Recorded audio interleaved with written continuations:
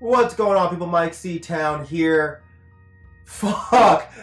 This is probably completely pointless, but I just could not talk about this. So, I went and saw Star Wars Rogue One tonight, and I'll do a full review of this movie maybe in a week or so after I've had a chance to see it again, maybe even a third time. Then I'll be able to fully discuss the details and the nuances of this film. But for now, I just have to say something really quickly because I just can't contain myself. But holy shit, I thought this movie was absolutely amazing. It feels like a Star Wars movie, but it feels darker. The scenes are dark, they're ugly, they're dusty, they're dirty. It gives you the feeling that we've been living under the hand of the Empire for 19 years. You know, we see the effects of what's taken place since Order 66, since the Empire has taken over, since the eradication of the Jedi. We're in this world where it really feels like there's no hope.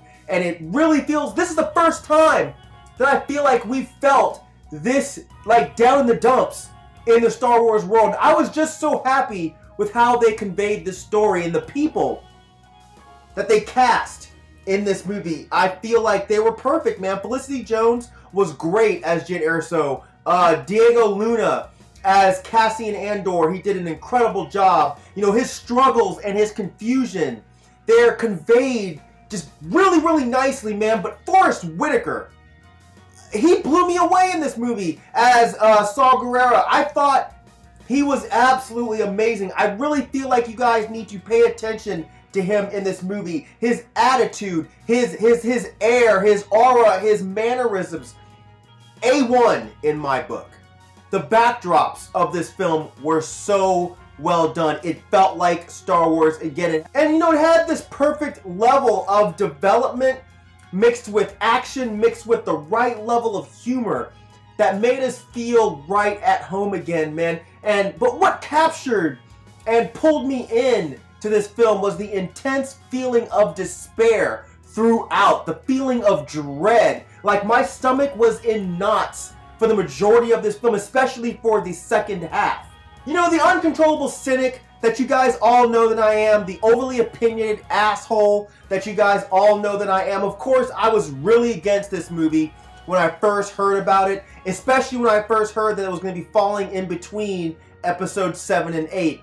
I just didn't see the point, in breaking up that story. But all I can say, man, is I couldn't have been more wrong. This film was completely necessary, and after seeing it, I feel like it fit totally and completely into the Star Wars universe. Like, this movie is what Suicide Squad should have been. You're attached to these characters in a way that we weren't with Suicide Squad. The story is fleshed out and it makes sense.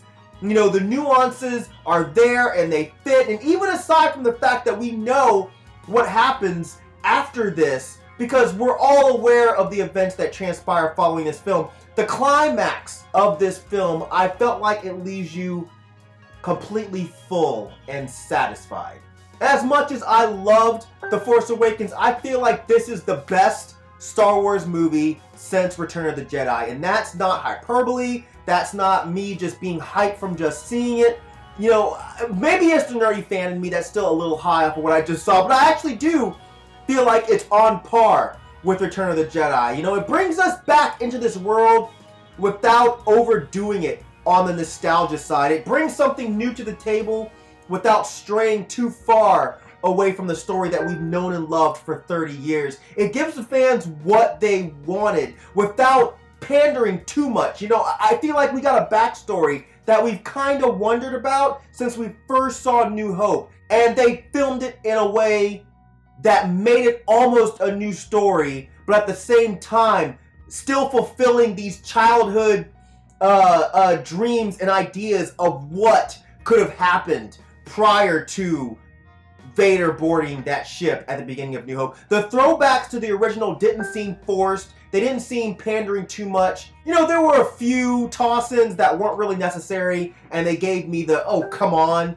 feeling, but they still made the nerdy fan in me smile a little bit. But I'm going to stop there. I don't really know what else I can say without some spoilers potentially slipping out. You know, this isn't really a review. It's basically an advertisement for this movie saying you need to go see this. If you're a Star Wars fan, I really feel like there's no way that you'll be disappointed. If you're interested in what happened before Episode 4 starts, then you'll walk out of this movie with a smile on your face, man. It's a great time.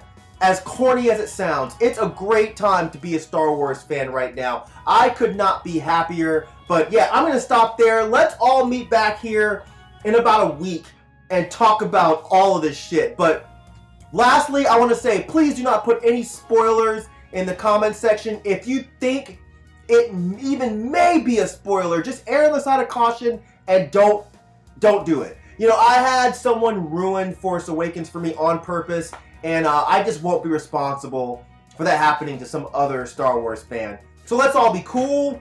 And yeah, dude, go see this movie if you like Star Wars. If you don't like Star Wars, learn to like Star Wars and go see this movie. Alright?